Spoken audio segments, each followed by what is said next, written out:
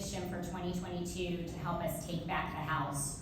We have picked up 4 congressional seats here in California, and as Martha mentioned, that hadn't been done. We haven't taken a incumbent Democrat seat in California since 1994, which was right around the time Martha and I met when I was a freshman in high school in Hacienda Heights, Glen A. Wilson High School. She talked about the assembly seat that we picked up, my assemblywoman, Suzette Martinez-Valaderas, who we had not picked up an assembly seat in a presidential year since 1984.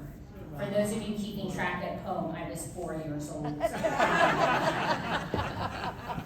But this year, we really focused on the recall. That was something that we set out to do.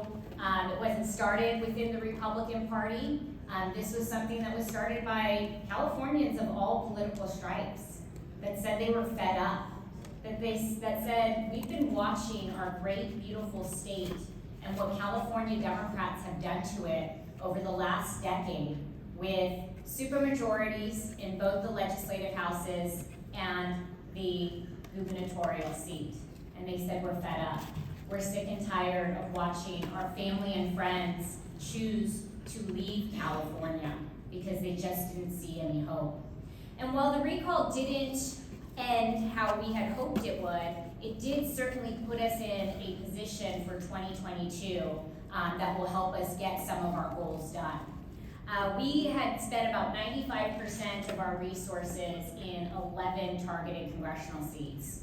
We talked about the 4 that we picked up in the last cycle. The first quarter of this year, the NRCC added 4 additional targeted congressional seats based on how well our candidates did against incumbent Democrats with no resources at all. In addition to that, they did some polling in mid-April where they added an additional 3 congressional seats. This road to regaining the House comes right here through California. And at the end of the day, I better hear my Bakersfield women, at the end of the day, what we're gonna see is not only a Speaker of the House from California, but one that is also a Republican in Kevin McCarthy. Yay! Bravo! The Democrats have continued to fail us, whether we're talking about how many women drove to our convention this week. A lot of women driving. Gas prices, the highest in the nation. I just saw a number in Big Sur where it was nearly $8 a gallon. It's absolutely insane. We're watching our supply chain issues take place right in our harbor. I was in South Carolina, where 1 out of every 10 jobs is through the port of South Carolina. They didn't have that many ships out there in the water. Not like we do off of Huntington Beach and Los Angeles. It is absolutely pathetic what California Democrats' policies have done to our state. We've seen it in our schools.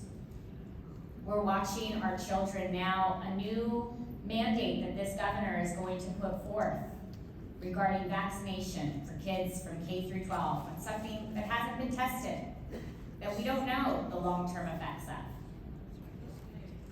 We've seen what these policies and what one-party rule, and in the last year and a half, what one-man rule has done to our state. And I saw those wonderful membership numbers.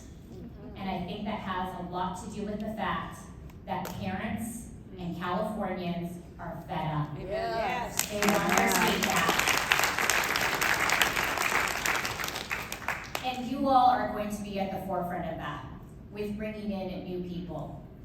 This past year, while not everything went as well as it did in California throughout the nation, we did see the smallest majority of Democrats in the last 100 years. They said that we were gonna lose 15 seats. They got the seat number right, but they were wrong about the party. The Republican Party in the House had kept every single incumbent, and they took out 15 Democrat incumbents. Every single one of those seats was picked up by a veteran, a minority, or a woman. We have more Republican women House members right now than we ever have in our entire history. And California was responsible for making sure that we sent 2 of the first Korean American women to ever serve in the United States House of Representatives, in Michelle Park-Steele and Young Jen. We have the roadmap. We have the roadmap to success. And I absolutely have no doubt that California will be playing a major role, and in each one of your areas, we are going to be playing a major role to fight what is happening at the national level. We have seen what this president is incapable of. It is absolutely ridiculous to watch what has happened to our country, and the only check and balance on that will be taking back the House, and California will be playing a major role in that.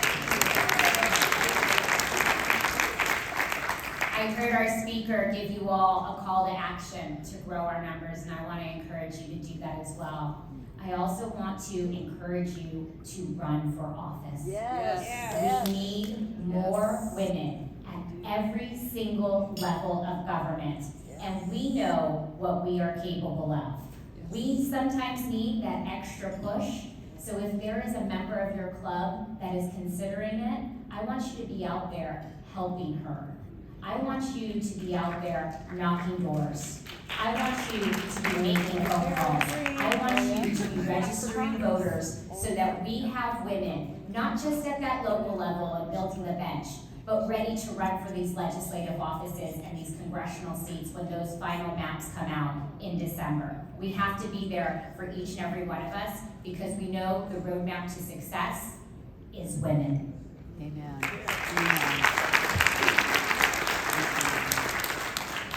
I look forward to our ongoing partnership, but the real reason I was invited today was to help with the installation of the new officers. So I think my friend Martha House is going to come back up here and join me, and we're going to take care of the installation.